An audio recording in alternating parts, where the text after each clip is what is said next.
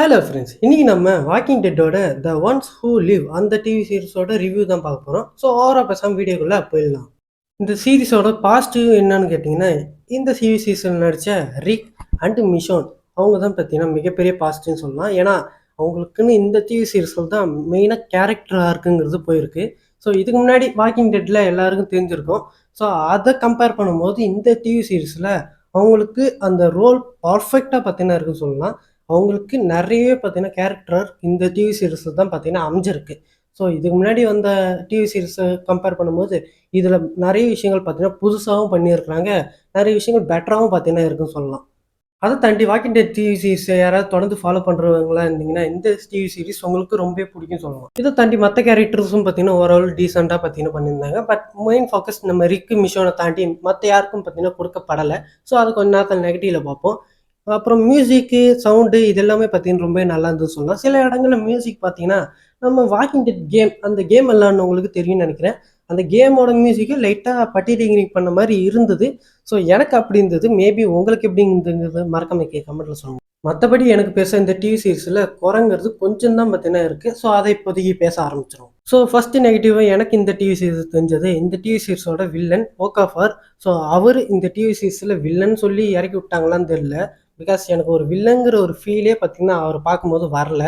Literally ஏதோ ஒரு character பார்த்தீங்கன்னா இறக்கி விட்ட மாதிரி இருந்ததுன்னு சொல்லலாம். இவருன்னு இல்லை, நிறைய கேரக்டர்ஸை பார்த்தீங்கன்னா வேஸ்டட் பொட்டன்ஷியலாக பார்த்தீங்கன்னா பண்ணி வச்சிட்டாங்க. ஸோ வில்லனுக்கு ஒரு மோட்டிவே இல்லாமல் டக்குன்னு பார்த்தீங்கன்னா வில்லனோட கேரக்டரையும் முடிச்சிருப்பாங்க சொல்லலாம். ஸோ நம்ம ரிக் அசால்ட்டாக பார்த்தீங்கன்னா வில்லனாக போட்டு தள்ளுற மாதிரி ஃபைனலாக பார்த்தீங்கன்னா காமிச்சிருப்பாங்க. அவருன்னு இல்லை, நிறைய புது புது கேரக்டர்ஸை இந்த டிவி சீரிஸில் இறக்கிட்டே இருப்பாங்க. பட் ஒவ்வொரு கேரக்டரும் வரும்போதும் லிட்ரலி இவன் செத்துருவான்டா அப்படிங்கிறது அடுத்து நமக்கு தெரிஞ்சிடும். ஸோ ஒரு கேரக்டர் இறக்குறாங்கன்னா ஓகே, இவன் கண்டிப்பாக இந்த டிவி சீரிஸில் இறந்துரும் அப்படிங்கிறது நமக்கு பார்க்கும் போதே தெளிவாக தெரியுது. அதை தாண்டி டிவி சீரிஸ் கொஞ்சம் ட்ராமா வைஸாக பார்த்தீங்கன்னா போகுது. எனக்கு ஓகே, பட் நிறைய பேருக்கு ட்ராமா வைஸாக பிடிக்குமாங்கிறது எனக்கு தெரியல.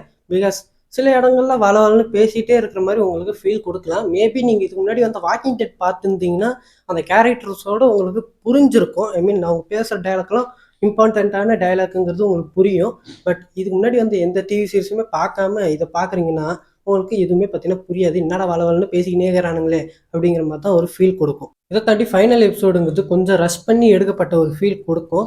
பிகாஸ் அது வந்து எப்படி சொல்கிறது, 6 எபிசோடில் முடிக்கணும்னு சொல்லி முடித்த மாதிரி தான் இருந்தது.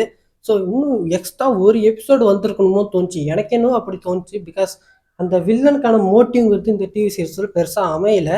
ஸோ வில்லன் எதனால் இந்த மாதிரி பண்ணுறான், ஏன் இப்படி பண்ணுறான், அந்த சிஆர்எம்னா என்ன அப்படி சொல்லி நிறைய விஷயங்கள் பார்த்தீங்கன்னா இந்த டிவி சீரிஸில் தெளிவாகவே சொல்லலை. ஸோ ஜஸ்ட் நம்ம மிஷோன் ரிக் இவங்க 2 பேரும் எப்படி அவங்களோட வீட்டுக்கு போகிறாங்கங்கிறது தான் இந்த டிவி சீரிஸோட மெயின் பிளாட்டாகவே பார்த்தீங்கன்னா இருக்குது. ஸோ அந்த பிளாட்டை சுற்றி தான் மீதி கதைகள்லாம் பார்த்தீங்கன்னா நடக்குதுன்னு சொல்லலாம். அதை தாண்டி இது ஒரு ஜாம்பி டிவி சீரிஸுங்கிறத அடிக்கடி மறக்கிறானுங்கன்னு நினைக்கிறேன். பிகாஸ் ஜாம்பிஸை பேக்ரவுண்ட் ஆர்டிஸ்டாகவே கடைசி வரைக்கும் இந்த டிவி சீரிஸில் காமிச்சுருக்கிறாங்க. சில இடங்களில் ஜாம்பிஸை வச்சு ஒரு சில விஷயங்கள் பண்ணுவாங்க, அதெல்லாம் நல்லா தான் இருந்தது. பட் இந்த டிவி சீரிஸில் ஜாம்பிஸ்க்கான இம்பார்ட்டன்ட்டுங்கிறது ரொம்ப கம்மி தான். ஸோ மெயின் அண்ட் மெயின் நம்ம ரிக்கு மிஷனை மட்டும் ஃபோக்கஸ் பண்ணி இந்த டிவி சீரிஸை முடிச்சிட்டாங்க.